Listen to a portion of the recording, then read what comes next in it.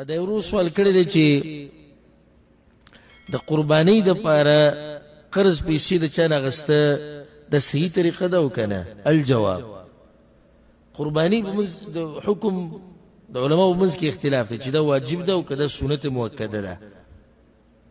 که واجب کې او که سنت مؤکده کې، خو په هر حال کې شریعت دا نه وي چې دې دپاره قرض کا.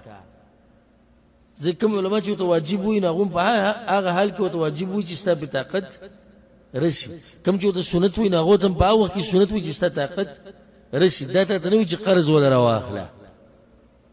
خو په یو حال کې دې لپاره قرض راغسته بعض علماو ته مستحب وي، هغه چې یو سړی دی هغه ته پته لري چې زه پیسې ورکوم. لکه یو سړی دی په تنخواه باندې کار کوي او تنخواه ته اته ورځې پاتې دي او اختر راغی، د دې یو کس نه قرض راواغستې چې بیا به یې درکمه، نو دا صحیح ده که نه صحیح؟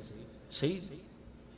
خو یو سړی دی غریب سړی دی په ځان طاقت نه ویني د قرضو د ډکولو د قرضو د واپس کولو او دې قرضې رالي، دا دې غلط کار کوي. والله اعلم.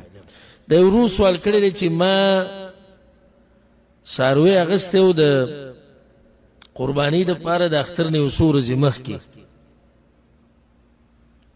او کله چې مې حلاله نو د هغې نه یو دوه درې ګنټې مخکې په پوړو باندې مې راکوزه راولید، نو دا یو وخت به ماته شو. دغه قرباني به زما شوي او که نه به یې شوي؟